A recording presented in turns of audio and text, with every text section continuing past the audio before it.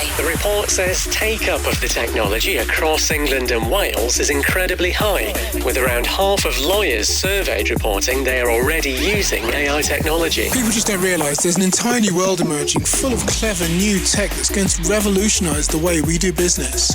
The role of the lawyer in particular is changing dramatically. In total, 126 tech startups have raised venture capital funding in Ukraine since the start of last year, according to PitchBook. I think lawyers, old school lawyers particularly, think that everything that they do is really, really special and so therefore needs to be bespoke and needs to be done manually in a very artisanal way. Great legal tech won't replace a great lawyer, but great legal tech in the hands of a great lawyer is game-changing. This is Legal Disruptors, powered by Summize. Digital contracting done differently. Welcome along to episode 6 of Legal Disruptors, the last in the current series. But don't you worry, on this episode we have wheeled out the big guns for our trendsetter talk. Coming up, we've got the Senior Vice President, General Counsel and member of the executive of one of the world's largest consumer healthcare businesses, Bjarne Tellmann from Haleon. The company, a joint venture between GSK and Pfizer, is set to demerge and list on the London and New York Stock Exchange this summer in what will be the largest spin-off and listing in modern UK history. And he's on this podcast in just a few minutes. Coming up on Legal Disruptors. I think there's something about that adrenaline rush of being in a high-stakes situation, of really setting that goal and setting that task and crushing it that is immensely satisfying. Legal, tech, business, AI. This is Legal Disruptors News. For the second year in a row, Walters, Kluwer and The Lawyer have released their benchmark on the place of digitalisation in legal departments and on how legal technologies can help improve efficiency. The report includes additional questions exploring how involved in-house legal departments are in environmental, social and governance and activities across their organisation. Over 100 participants fulfilling high responsibility functions within legal departments ranging from 1 to 100 employees were able to give insight about the challenges faced by their department and the place of digitalisation in the answers to these challenges. When it comes to driving efficiency and making improvements within their organisation, respondents were very clear about which areas they wanted to address most urgently. 37% of respondents said they were planning to improve their compliance management function, with a further 36% saying they were planning to improve their contract management function. Despite these challenges, the number of participants that do not have a clear digital strategy remains the same as last year at 39%. As far as the ESG study of companies is concerned, the study showed that 28% of legal teams were responsible for the development of the ESG plan and related activities, and 23% were responsible for their implementation. Legal Disruptors. The stock market is taking a bit of a beating right now, along with all investments really. A little bit awkward with inflation being so high as a result of energy prices being through the roof. It's a done deal. The rate announcement just came out in the last 30, 60 seconds or so here. The Fed has, in fact, per market expectations, per broader expectations on Wall Street, raised the benchmark lending rate in America by 75 basis points, 0.75%, 0.75%, if you will. Largest rate hike since going all the way back to 1994. Many market commentators currently saying that the Federal Reserve may have triggered a potential recession, something that interest rates alone will not fix. However, despite generalised concerns about the rest of the economy, it seems that there is still huge appetite for investment in legal technology companies. The Legal Tech Fund, the first and only fund focused exclusively in this space, just announced that it pulled in $28.5 million to invest in startups serving the legal industry. This surpasses its original $25 million goal, with contributions from different corners of the legal tech curious world, including Caper Centre Investments, McDermott, Will and Emery, Oric, DocuSign and Carter. The fund has invested in 30 companies so far, with an initial investment of around $1 million. Legal Disruptors. Non-lawyers will disrupt the legal technology market, such as to create a tipping point, probably in the next 5 years. This, according to the outgoing head of LoreTech UK. Jennifer Swallow leaves the government-backed initiative, which aims to support tech transforming the UK legal sector, in the summer, having set it up 2.5 years ago. Her successor has been chosen, but her identity has not yet been announced. The organisation has produced a What We Have Achieved summary to mark Ms Swallow's departure. It focuses on a number of areas such as the LoreTech Sandbox, which connects LoreTech startups with regulators and decision makers in a supportive environment. Other achievements include a proof of concept online dispute resolution platform, the UK's legal statement on crypto assets and smart contracts, and an online learning and resource hub. Miss Swallow, a former General Counsel at money transfer company TransferWise, now called JustWise, predicted that the tipping point would come from the use of structured data. Legal Disruptors, powered by Summize. Digital contracting done differently, with intelligent automation making your workflows smarter. For more, visit Summize.com. More reporting in the FT this week about us in-house lawyers moving out of the shadows in organisations and becoming involved in even more decisions.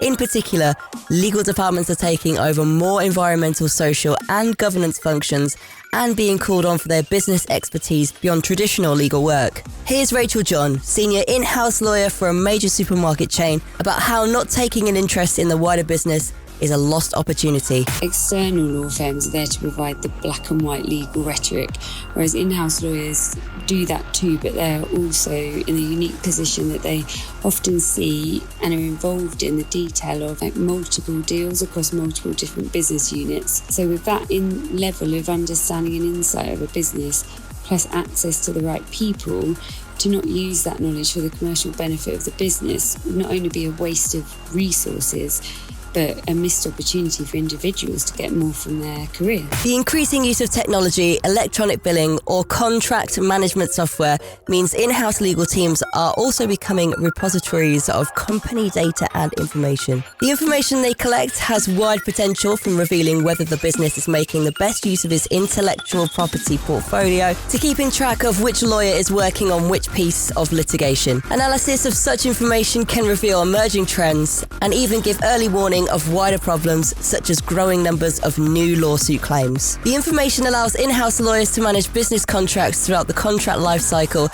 as opposed to being just bought in to negotiate at the end. The lawyers may use data to analyse the risk of certain contract clauses for certain customers, for example, and to assess how far the terms differ from the company's standard contracts. These represent significant advances. When legal departments had to use the same IT as the rest of the business, there was nothing fit for purpose. Now, thanks to new and more sophisticated legal tech tools, the department can get control over the life cycle of a contract. Legal Disruptors. Paris Monroe reporting there, and Graham Smith. This is Legal Disruptors. You're listening to Legal Disruptors, powered by Summize, with the must-listen-to people at the cutting edge of legal, tech, business and AI. This is the Trendsetter Talk on Legal Disruptors. On this episode's Trendsetter Talk, Bjarne Tellmann is the Senior Vice President, General Counsel and member of the executive of Haleon, the world's largest consumer healthcare business. The company, a joint venture between GSK and Pfizer, is set to demerge and list on the London and New York Stock Exchange in July 2022 in what will be the largest spin-off and delisting in modern UK history. Bjarne was previously CLO, General Counsel and member of the executive at Pearson, a FTSE 100 company. He's received numerous professional awards, including Chambers GC Influencers Global 100 Award in 2019, Legal Era's 2018 General Counsel of the Year at the British Legal Awards, a regular writer on leadership disruption and digital transformation. His book, Building an Outstanding Legal Team, Battle-Tested Strategies from a General Counsel, came out in May 2017, and a forthcoming law review article on digital transformation is being published in volume 17 of the Journal of Business and Technology Law by the University of Maryland. We were very happy to chat with him regarding his unique approach to building an in-house team. Here he is talking to the former GC and now, of course, CEO and founder of the legal technology company Summize, about how he ended up where he is, what's changing the game in legal tech, and a bit about his new book as well. Legal Disruptors. Bjarne, you've made, obviously, a name for yourself in the in-house legal world, but you started your career very much at a law firm. So it'd be good just to kind of get going, to give a little bit of background about, I guess, that initial decision to go in-house and kind of the journey that you went on to get to where you are today. Sure. My journey was quite peripatetic in some ways. I actually started life as an actor. I was in a theatre conservatory and did a couple of films back in Norway in my youth, and then ended up migrating eventually into university and then the law. But I did start out life in two big law firms, Sullivan and Cromwell and White and Case, and then migrated, as you said. And I think, the way I see it, law firms are and should be finishing school in some ways. They're a place to get real world training. They're a place where you can learn to apply the law in practice, where you can learn how to be a professional, because I think many young lawyers have never been professionals, and so it's a useful skill.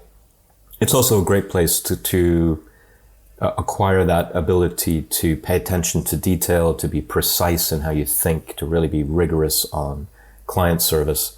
But for me, after a number of years in a law firm, and you get to a point where you either go deep on that or you jump off. And for me, the love of business and the love of a broader practice was really what kind of called me. And, this notion of building things, this notion of focusing on leadership, on people, on strategy. And those are things that, typically I don't think most law firms are really focused on. They're not necessarily great at developing talent or focusing on people, thinking about strategy and so forth. So law firms are a great place if you want to be a lawyer's lawyer and a deep area expert. That wasn't my calling. I wanted that breadth. So that was kind of the impetus for the jump. Oh, makes sense. I mean, I guess I don't think I'd met any other lawyers that started out as an actor. That's a great way to start their career. So I guess working in-house and supporting the business, you mentioned it there about kind of that was a big draw for you. What specifically do you like the most about that kind of more wider business support role? What really kind of piques your interest in terms of, I guess, supporting the business from a wider angle? Yeah, I mean, look, I think in the beginning, and certainly when you're sort of mid-level in your career and you're eligible for jumping across, the thing that attracted me was the breadth of practice, right? The fact that, in any given day, you can wake up and have what feels like a million unanticipated things hitting you, right? Things that you never expect to see as a lawyer, they tend to hit you, and not all of them are legal. A lot of them are, just problems that need to be solved, and you have to apply rigorous thinking to them. I think the closeness to one client and that ability to really get yourself into the strategy of the business, how it makes money, what's important to customers and consumers, that to me was very powerful. The attraction to brands was something that I loved. And then, as I've gotten more senior, I guess, in the corporate legal space, and I think another element has emerged, which is strategy and being part of an executive team and stepping further away perhaps from the law per se and more towards strategic thinking on an enterprise level and participating in that, and applying those skills in the legal space more towards navigating uncertainty, navigating risk, thinking about how the business can achieve its objectives with a reasonable level of risk and in a manner that is enabling it to do the right thing, protecting its reputation, etc. So those are things that I really love about it. And then, at a more operational level, I think over particularly the last 7 or 8 years, the emergence of technology, the emergence of digital disruption, and how that's impacting the legal profession, how that's impacting the way in which we practice, and the promise that brings for future practice. Those are areas that I think have been particularly fascinating to me, and I'm seeing a lot of change in that space on the in-house side, perhaps more so in some ways than what you see in the law firm context. So those are just all reasons that I think make an in-house career super attractive. Interesting. And we'll definitely get on to the disruptive element of the legal industry in a moment too. I mean, one of the things that people may not know about yourself, and I only ask this question because of my kind of sporting background as well, but you believe you're also previously an avid martial artist. I was previously a Great Britain badminton player, and it's quite interesting understanding the correlation between, I guess, elite athlete or that competitive kind of side of people and getting into the law. I've noticed actually there's a few people with that sort of background. Do you think there's any correlation there between kind of lawyers and athletes? Yeah, it's an interesting question. I do think, and one can generalize, right? But I do think that if you step back and then you look at the different types of motivators that drive different professionals and different people, you have people who are driven by affiliation, so have a strong need to be part of a team. You have people who are driven maybe by things like money or power, and then you have people who are driven by achievement and who just their DNA is just wired to focus on setting goals and achieving things. And I think that lawyers in particular are heavily represented in that last category of achievers, and I think athletes are as well. There's something about setting goals. There's something about competing, about winning at something. And then, I think this notion of just having task parameters that you set, having control over those, taking risks, but knowing that those are reasonable or realistic risks, getting feedback, how am I performing? How am I doing? And taking on something that is challenging. I think all of those are closely correlated between competitive sports and the law. So, there may be something there. I think there are downsides to that as well. Particularly for those of us who focused on individual sports, you kind of have to make sure that you step back and focus on the team and make sure that you're giving feedback, that you're coaching, that you're recognizing others. And, that is potentially a watch out for many lawyers, is just building that level of empathy and teamwork that's critical to success. And it may be less so at least in an individualized sport. But yeah, I think there's something about that adrenaline rush of being in a high stakes situation, of really setting that goal and setting that task and crushing it, that is immensely satisfying. And, maybe there's something also about just that spark of energy, that will and drive to do something and to be good at it. I think those are all tasks that serve you well in a legal career, for sure. So maybe there's some correlation there, but you can look at correlations across lots of things, and that's all they are. They're not necessarily causative. I was listening to a conversation the other day where people were making some observation that lots and lots of high performers in the business world are also heavy Coke drinkers or Diet Coke drinkers. I'm not sure there's a direct causation there. It's not that, if you start drinking lots of Diet Coke, you're going to be a great business person. So that's a good tip there for anyone who's listening. Diet Coke. Well, speaking of teams, I think it's a good segue into, you literally wrote the book which is called Building an Outstanding Legal Team. Obviously all about kind of, and I guess a brief intro to what the book is about, but obviously also because you scaled and manage a large legal team, a little bit on how you actually built and scaled that team as well would be good.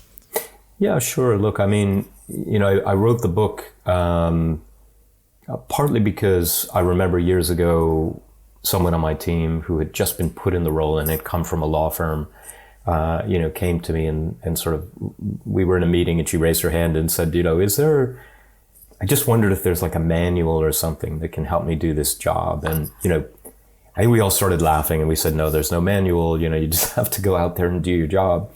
But it did get me thinking that, maybe there is a framework of some kind. There might be a framework out there to help people focus on building teams. And so the book really tries to put that framework out there for people. And it focuses on three big pillars of team building. The first being the hardware. So really thinking about the harder, measurable, and hard, in sort of a concrete, measurable way, aspects of building a team. So thinking about things like reporting lines and budgets and technology, infrastructure, etc. And then there's a second piece, which I think is actually the most important, which is this, what I call the software. And I use that word not just because it has the word soft and it's sort of less tangible, but I think also software needs to be upgraded on a continual basis. Whereas hardware perhaps less often. And software includes things like your culture. What are the values and beliefs that drive behavior in your team? Your capabilities, what skills are you looking for? What talents do people need to have to succeed? And then things like diversity and inclusion. How do you think about generational differences? How do you think about diversity in general as a team driver of performance? And then the third pillar is what I call the constants, which are things like navigating through change and thinking about strategy and how you should implement a strategy. Those are constant in the sense that they never go away, and they run through both the hardware and the software elements. So that's kind of the thinking behind the book. It's a very powerful concept, actually, to categorize the different areas from in that mindset. I think one of the areas that has received a lot of attention recently, and I presume that's I guess goes across all three of those pillars, is sort of legal operations. It's obviously a very big focus area at the minute, and I think a lot of it is probably centered around data collection, analytics, trying to get the legal team to be a little bit more data centric. So I guess, how do you think that will impact the legal industry? And I guess to follow that, what are the kind of key data collection points do you feel are important for a progressive and forward-thinking legal team? Yeah, look, I mean, legal operations is a really important part of a modern legal team. I think at some level, and maybe there's a really important piece to what I just said previously. When you're thinking about your team and you're thinking about it, particularly in the context of a legal department, you have to step back and really think about what you do as a business within a business. So you are, as the General Counsel, effectively the CEO of a legal services firm that provides services to one client. And if you think about it that way, you really have to think about technology and process optimization as critical components to driving that team forward. And legal operations plays a key role there. I do think, what you're seeing is a gradual shift or evolution away from, perhaps the baseline notion of legal operations and legal technology as an efficiency enhancer. I think if you go back 5 years ago, or maybe even 3 years ago, I think legal operations was typically viewed as a group that would help the legal department enhance its efficiency in terms of sorting and organizing information and enabling the department to become more efficient. That's still there, but I think that is very much a baseline. And I think instead, over the last few years, we've come to realize that legal technology and legal operations should be there to help us capture data and leverage data as a game changer in terms of generating insights, in terms of moving our gaze from the navel gazing approach that we had 5 years ago of just looking at legal department efficiency, and instead looking over at the commercial partner, at the company, and asking, how can we leverage technology and data and insights in ways that will enable us to be more effective strategic partners for the business and help the company achieve its objectives. And so that shift has profound implications, not just for the legal operations team, but I think for the legal department as a whole. And indeed, it's a journey that, it's not just a journey that the department is on, it's a journey that most companies are on, right? Most companies are kind of in parallel with all this, companies are beginning to realize that same wisdom in terms of what data can achieve, what data can do, what technology can do. And it requires a very different organizational architecture, I think. Companies need to sort their data into lakes, right? And they need to be able to build APIs and use cases off of those, and they need organizational structures and capabilities to mine that information, to leverage it in ways that are appropriate. And so I think as companies are moving towards becoming, what some people might term AI factories, legal departments will need to move along that same trajectory and shift their structures. And I think legal operations has a world of challenge ahead of it in moving the department and empowering the GC to lead the department into those new areas and those new vistas.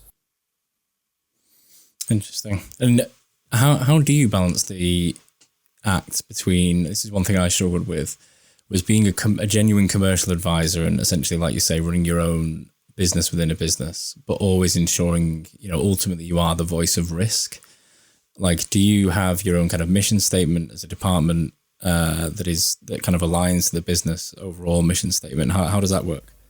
Yeah, I mean, absolutely. Look, you've got to be able to do all of it, right? And I think that's one of the challenges with being a general counsel is there's so many different tasks you need to focus on at once. You need to be part of the business leadership, and at the same time, you need to be the voice of risk. And I think, much of the job really entails navigating risk, helping the business and helping leaders in the business to entertain projects that entail risk at various levels. And if you get it wrong, if you're too conservative, if you're thinking just like a lawyer, and only like a lawyer, then I think what you end up with is an ultra conservative department that is hamstringing or hog tying or whatever you want to call it, preventing the business from achieving its objectives, preventing it from taking any risk.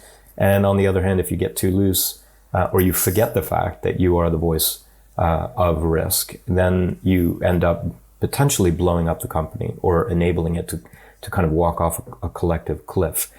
So I think it's about striking that balance, and part of it is a personal way that you show up, the questions that you ask.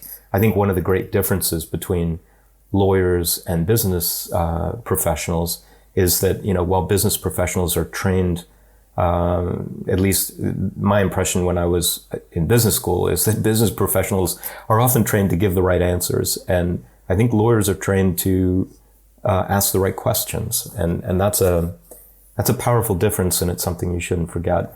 But then as you kind of double click and you get to the legal department, you do need to also think about how does the department fit within that? And there's an organizational configuration. I think, the company has a broad purpose, why it exists as a company, what it exists to do. I think that, we in the legal department need to align our purpose with the company's purpose, right? We can't exist independent of the company's purpose, but we do have ways that we can devise our mission and our strategic priorities in terms of how do we enable that? How do we align ourselves effectively with the company's purpose? That might be specific to the department, and there may be things that we should think about there. What is it that we're uniquely capable of doing, and what do we need in order to do that? And that's sort of a separate conversation that's much more internal to the legal department. Of course, we also need to reach out and engage with clients and make sure that what we're developing is something they need and that they want.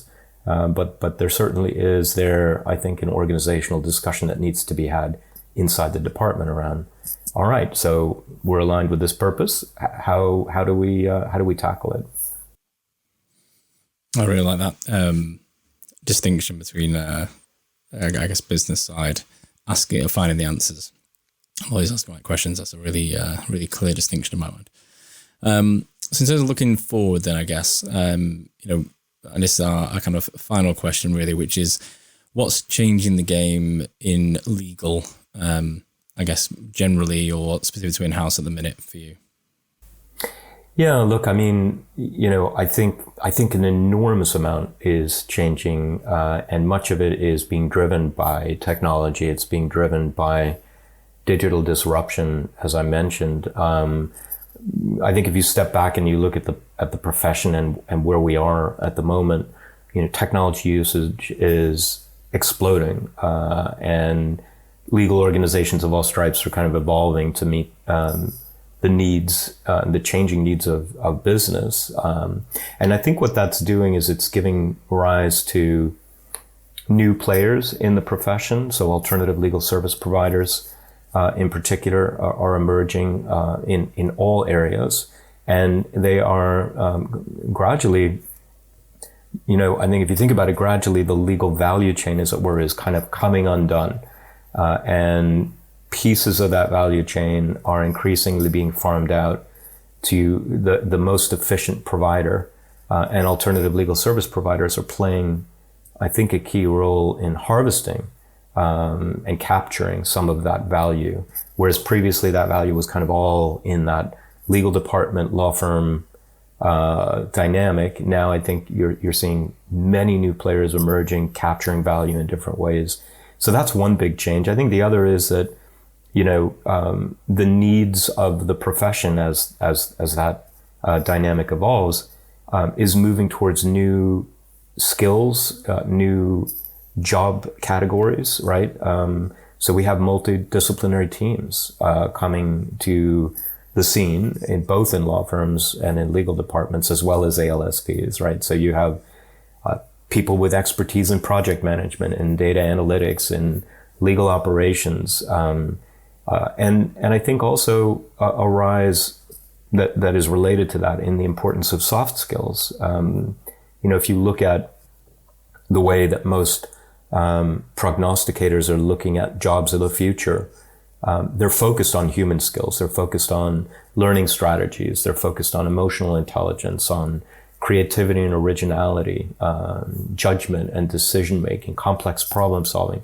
So things that you don't necessarily learn in law school, I think are becoming increasingly important to success as a legal professional. So those are some of the things that I think are coming on the scene. And then maybe lastly to say, I really do think data, the centricity of data and the value that brings to lawyering in the 21st century is going to become absolutely front and center over the next 10 years. That means things like predictive litigation analytics, things like more accurate time, cost, and bottleneck estimates for, transactional work, more effective playbooks and other templates and resources, better visibility between people in a legal organization, better alignment of workloads, better oversight and control of costs. We have to get better as professionals in managing those costs. Our clients expect